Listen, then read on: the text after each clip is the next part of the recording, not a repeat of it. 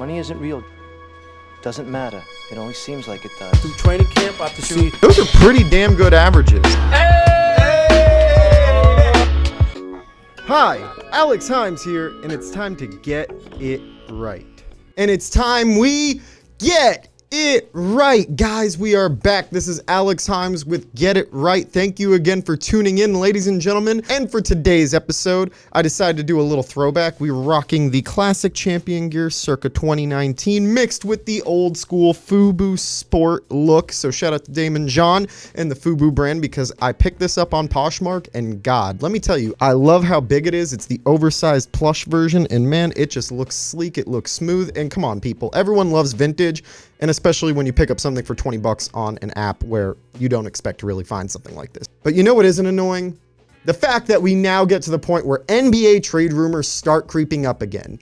It's been 5 months since the last NBA trade, of which, can y'all point it out? Oh, that's right. It was the Russ CP3 trade, which netted Russell Westbrook to the Houston Rockets. Hard to believe that that was 5 months ago now, and we have not had a trade in the NBA since. But the reason we're talking about this now is the contracts that those guys signed this offseason are now approaching the deadline where they can be traded. Under the new collective bargaining agreement and how the contracts are set up, NBA players who are freshly signed this offseason could not be traded until the December 15th deadline, which we are now sitting at 6 days away from, which means teams are eagerly going to be waiting for the moment that they can start making the phone calls and shipping guys out that they either shouldn't have signed or they're trying to make the midseason upgrades that they need desperately.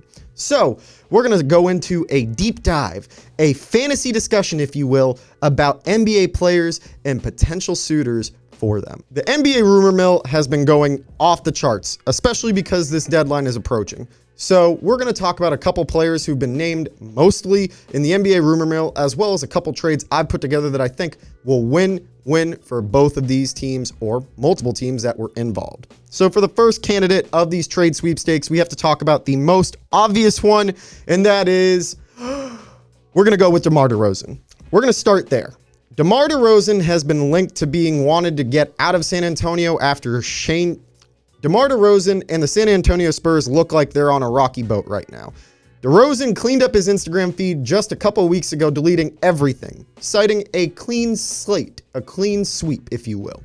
Not to mention, he also unfollowed a bunch of the guys on the Spurs roster, which, as we all know these days, when you unfollow someone on social media, that's definitely something to read into more so than you should. So we're going to read into it and play into the idea that he is not happy in the current system. So for the first trade on this deadline idea, we have the Orlando Magic sending Aaron Gordon, Terrence Ross, and their own 2020 second-round pick to the San Antonio Spurs for DeMar DeRozan and DeMarre Carroll. Now, at first, it doesn't seem like the biggest move or netting the biggest effect that might actually help either team. But when we look further, let's take a step back.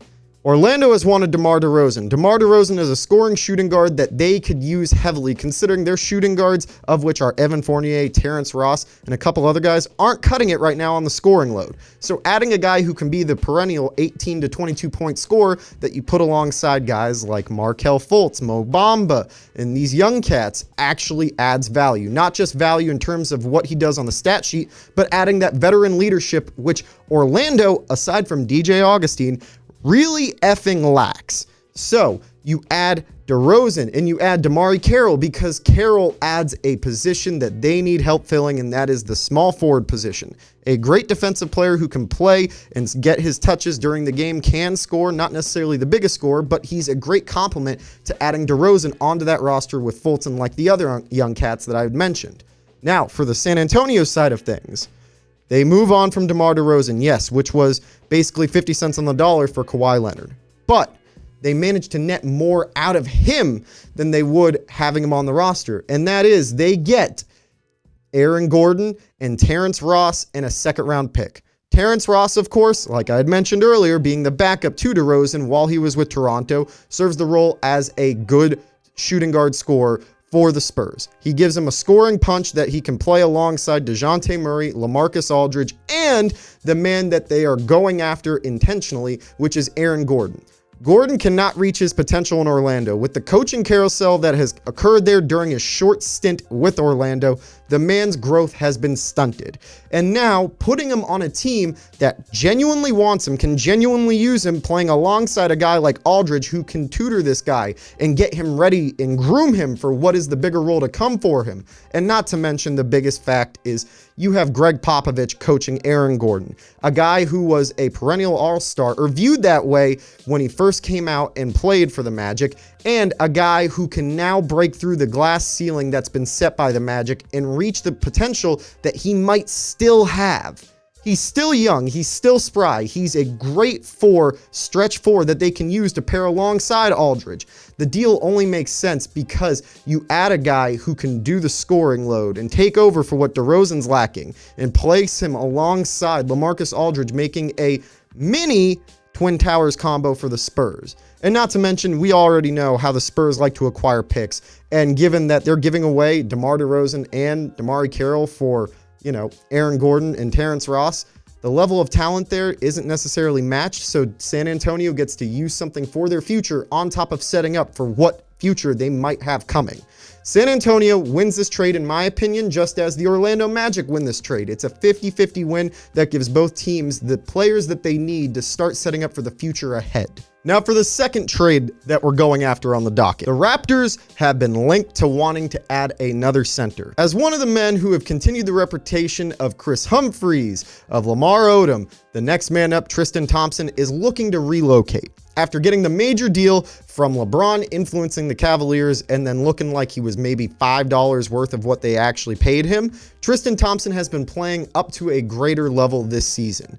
He's been playing basically ahead of expectations, which were set so low because of his recent play that you got to give the man credit. He's looking damn good considering everything that's gone on. The Cavaliers are looking to move on from Tristan's major contract and really start setting up for their future, of which seems to be bleak as is and probably will remain bleak until the next LeBron-esque player decides, we'll take pity on you and we'll join your squad down the road. Hopefully he's from Ohio of some sorts, because man, not many people are looking to play in Cleveland at this point. The Cavs sit looking to set up their future. And how can we do this? Well, you start offloading your only trade assets, which right now seem to be Kevin Love and Tristan Thompson. And for some reason, the Toronto Raptors are eager to get Tristan Thompson on their roster to go for another championship run. The Toronto Raptors acquire Tristan Thompson, Ante Zizic, in exchange for Serge Ibaka, OG Anunoby, and a 2020 second-round pick from Toronto.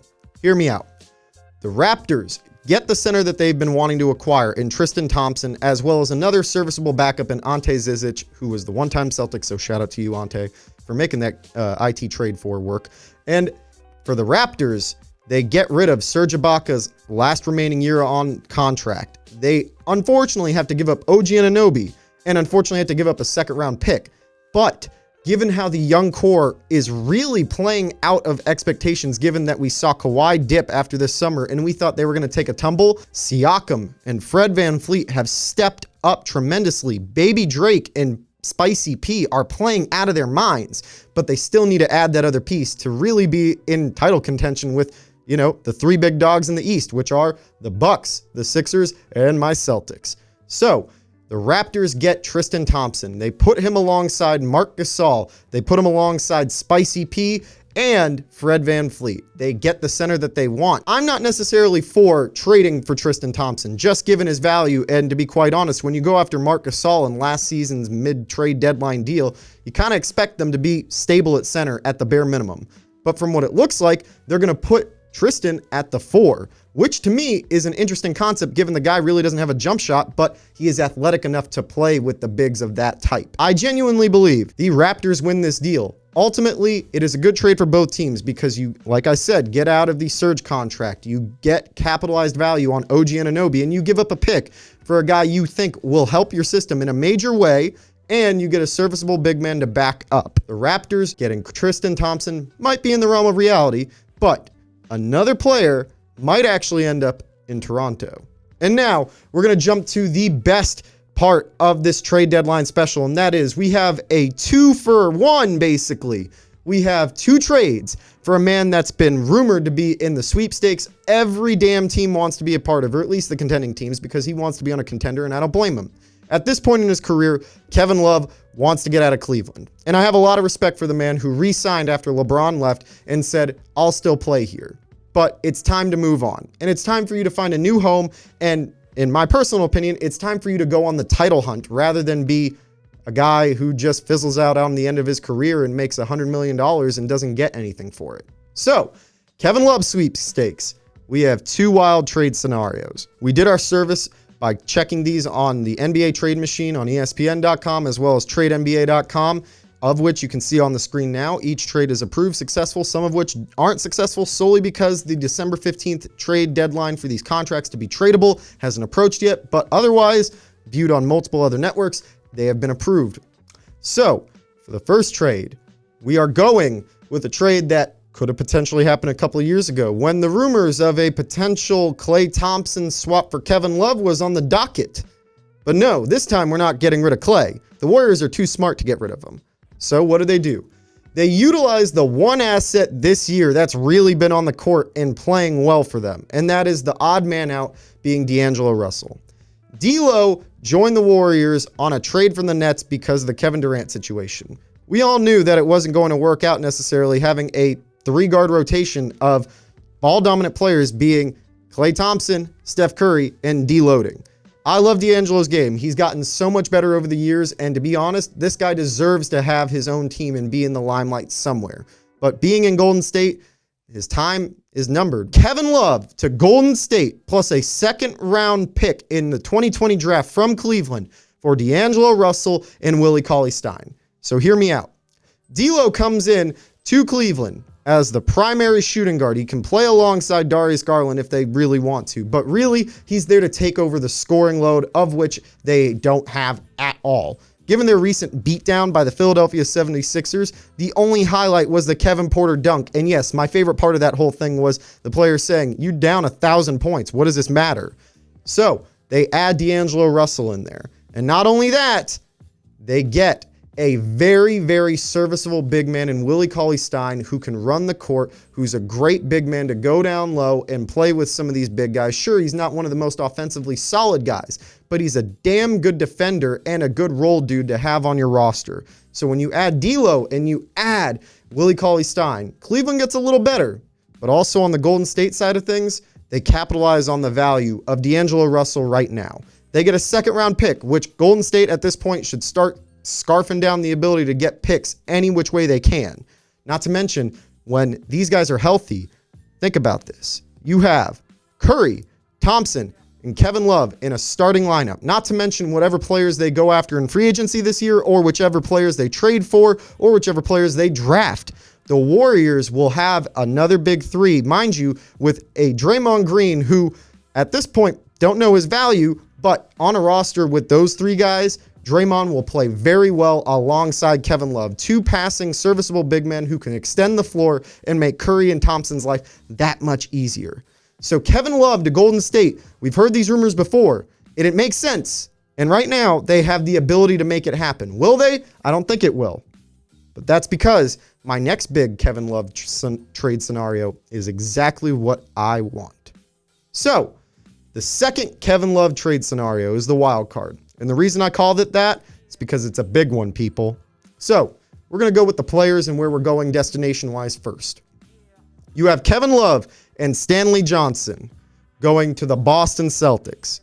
You have Gordon Hayward, Serge Ibaka, OG Anunoby, a 2020 first-round pick from Boston, and a 2020 second-round pick from Toronto to Cleveland. And finally, you have Tristan Thompson and Ante Zizic, go figure, going to the Toronto Raptors. This trade scenario is a win-win for each team across the board. The Celtics, we've seen how they play without Gordon Hayward. Don't get me wrong, I love Gordon, and I think having him in a Brad Stevens system is where you maximize his value fully. But the Celtics are in need of a big man. Let's just be realistic about it. Enes Kanter, Robert Williams, and Daniel Tice, Vincent Poirier, I love them, but they're not going to cut it against some of the big men in the Eastern Conference, let alone the big men that they'd have to face if they somehow escape in the Western Conference. So the Celtics need to upgrade a big. They have pieces. Do they want to get rid of some of them? No. So who's the most obvious that can come in and give a team a scoring punch, give them a great small forward, which a lot of the teams in the East definitely need, and can take over in terms of the salary that matches for a guy like Kevin Love and Tristan Thompson? In fits Gordon Hayward. Gordon played very well in his first couple of games this season before the broken hand injury, and now is slated to play tonight in Boston for this game. So you have him back already on the court, and at this point, you will get a couple games under his belt to see really where he is health-wise. Sure, he'll be on a minutes restriction, but you get an idea of whether or not his touches are there, how he's feeling, if he's looking rusty. My point is, you will get a sample size of Gordon right out the gate. And then you also add Serge Ibaka to the mix for the Cavaliers because outright, his deal expires next season, and that's $23 million off the books. You get an energetic big man who is a veteran that can stretch the court and give some of these young guys in Cleveland the tutelage that they need. Give them someone to look up to who's won a ring, who's also been on a championship contending team multiple times. And then you had OG Anunoby outright because the potential that he has down the road in the future. You are banking on him developing in a system, and please, by God, if Cleveland, you somehow get OG, get yourself a right coach for this man, because I don't want to see another Orlando Magic situation with Aaron Gordon, Mo Bamba, or whatever big man has their career go there that dies. Not to mention, they get a first-round pick from Boston, which you already know is going to be a good pick because the Celtics have always made sure they have good picks. Then you have a second-round pick from Cleveland. You make the salaries match, you get 3 pieces, of which 2 can go right in your starting lineup and another that you're banking on with the future development, and you get 2 picks overall in this draft. And then finally, Toronto, like the previous trade, they've been eyeing Tristan Thompson. Now they have their chance to get him.